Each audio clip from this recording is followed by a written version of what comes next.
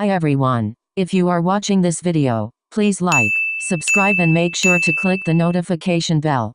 Before we start learning about history, let us empty up our minds and be ready to get filled up with many informations. Since it's history, you have to deal with it. Caution: too much information coming up. Our first lesson is about Western imperialism in China.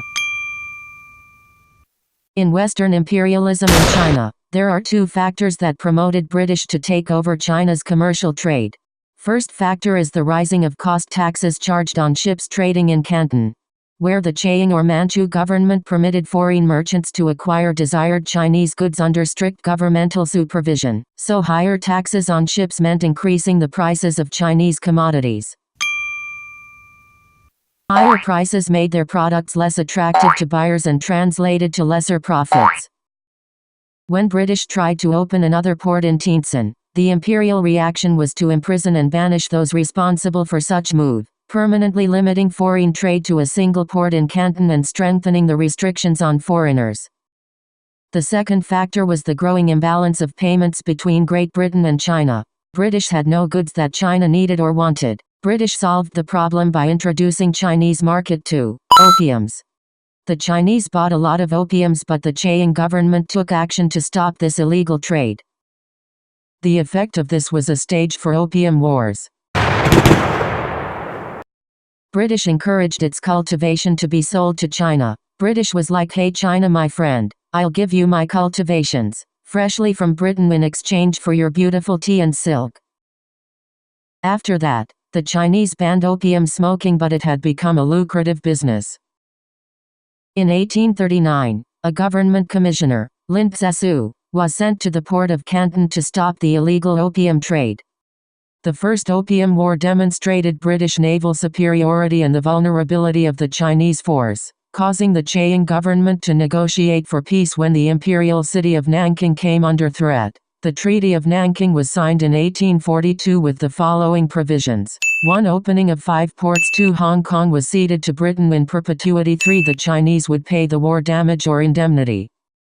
After that, another war erupted between the Chinese and British, joined by the French when the Chinese were perceived to have committed treachery. The Treaty of Tientsin in 1858 further impinged on the sovereignty of the empire. It provided the following provisions. 1. Legalization of opium trade. 2. Freedom for Christian missionary activity. 3. Opening of Yangtze River and new ports. 4. Foreign control of customs and tariff limitation. 5. Residence of foreigners in Peking. 6. War indemnity to be paid by Chinese. Furthermore, foreign missionaries were allowed to access China's countryside, where they established schools and mingle with people. Okay, we are done with China being in Western hands. Now, after China, we also have Japan, who was also in Western hands before. Well, our second lesson is obviously imperialism in Japan. Actually, Westerners were only allowed in one port. This port is the port of Nagasaki. The Christian missionaries were also allowed to enter Japan and convert some people. British interest in Japan came as a direct result of intense economic rivalry with the French over Dutch bases in Asia. Japan had no choice but accede to Britain's request for certain privileges, since the Tokugawa government had no united front to combat Britain's superior military power. Hence, treaty provisions like the most favored nation and the extraterritoriality clauses initially forced on China was imposed in Japan as well. What did the favored nation clause do in Japan? It forced Japan to grant economic privileges to Britain, such as lower taxes relative to its partners. What did the extraterritoriality do in Japan? It protected foreigners accused of criminal or civil wrongs from Japanese jurisdiction. An American naval force under the command of Commodore Matthew Perry was dispatched with orders to open the Japanese islands to navigation, commerce and diplomatic relations. The sheer naval might, also called as gunboat diplomacy, showcased by the United States, made Tokugawa shogunate grant concessions, albeit reluctantly. The dominance of the British and the Americans in Japan's affair precipitated an united opposition that led to the downfall of the Tokugawa regime in 1868. After Japan and China, our next lesson is about Western imperialism in Southeast Asia. The first Southeast Asian country that we will talk about is Burma. Let's make this short. Burma is a country that French and British rivaled over because of the country's resources, which is teak forests and also some raw materials. Burmese monarchy had been always annoyed by foreign presence. Having fought with battles with China and Thailand, there was a war that was waged to expel the British from the country. Unfortunately, their bravery was no match with the military superiority of the British. So, it ended in 1826 with Burma signing the Treaty of Tientsin, agreeing to pay war damages of £1 million and granting commercial concessions. The second Southeast Asian country we will be talking about is French Indochina, which is Laos, Cambodia and Vietnam. When the Vietnamese Emperor Minh Mang persecuted missionaries and converts, the French government intervened in the internal affairs of the country. Using diplomatic pressure, Vietnam was made to sign a treaty in 1862 granting religious freedom. The next Southeast Asian country is the Philippines. The Philippines was Spain's lone colony in Asia. Yeah, I know, right? It really is. Spain vowed to capitalize on the country's strategic position in Asian trade. The Philippines was at the heart of the region's spice and trade, and its location offers a good stepping stone for Spain to acquire an economic foothold in mainland China and Japan. For more than 300 years of Spain's colonial rule, the Philippines waged numerous sporadic revolts culminating in the 1896 Revolution of Independence. The United States, aware of the plight the country had experienced under Spanish occupation, devised a different strategy of imperialism. In short, America helped Philippines and gained confidence of the Filipinos. Even America granted education for Filipinos. Because of America helping the Philippines, Filipinos allowed the U.S. to control or influence its foreign relations, tariffs, resources and others. The next country is Malaysia. Malaysia was a center for Islam. In their country, the resident system was set up. In this system, the local ruler was placed in charge of revenue collection and the overall administration of the state, while the British resident acted as a political advisor and military protector. Every reform should be approved by British. In Indonesia, they have cash crops, which are their agricultural products that can be cultivated in large numbers. Thomas Stanford Ruffles was appointed as governor of the island and introduced radical reforms. He even introduced ryotwari system, in which actual land cultivators became landowners subject to payment of land tax to the government.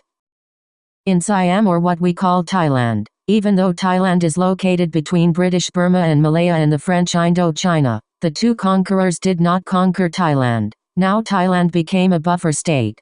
We are now going to talk about nationalism in Southeast Asia. In Philippines, they used reform movements of Illustratus, while in Burma they used Young Men's Buddhist Association, We Burman and the Sarekat Islam of Indonesia. In Indonesia, they used Indonesian Nationalist Party. For Indochina, they use Viet Quoc.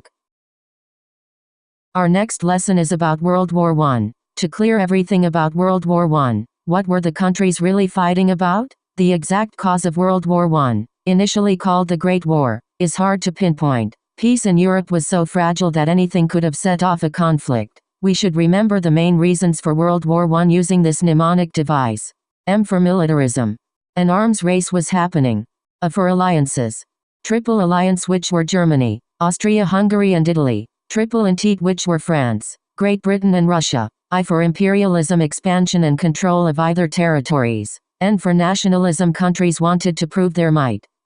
The trigger for war. The more immediate cause of World War I was the assassination of Archduke Franz Ferdinand of Austria-Hungary and his wife, Sophie. On June 28, 1914, a Serbian nationalist named Gavrilo Princip assassinated the heir to the Habsburg throne and his wife in Sarajevo, Bosnia. The goal was to free Bosnia from Austria-Hungary and create a large Serbian kingdom with Russia's support.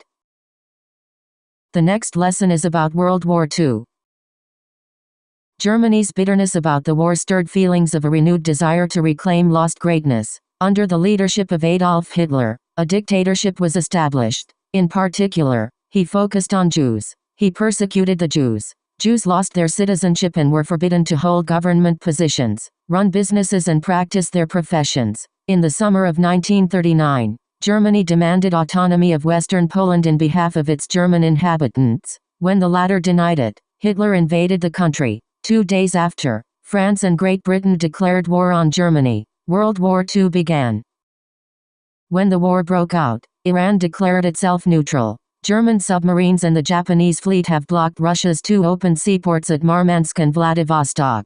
When Great Britain sent native troops to Aden, Egypt and Singapore, there was general resistance. While they denounced German aggression, members of the All India Congress wrote a position paper denouncing British imperialism. Local government officials who supported the party resigned from the office. Japan's participation in World War II was something that began before the war started. In 1940, it signed a pact with Italy and Germany in a bid to secure support for its future expansion in Asia. The treaty allowed Japan to get military and financial assistance from the two European powers should an attack against it be committed by a third party. The Japanese emperor approved a secret plan to launch an attack against the United States. When the peace negotiation failed, the Japanese Under-Admiral Isoroku Yamamoto launched a surprise attack on U.S. Pacific Fleet at Pearl Harbor. Its territorial supremacy ended when the United States, under the administration of Harry Truman, ordered the bombing of Hiroshima and Nagasaki cities using the atomic bomb, which is the latest military technology invented. The bomb demolished almost the whole of the city of Hiroshima, leaving more than 80,000 people dead and more from severe injuries. That's the end. Thanks for watching.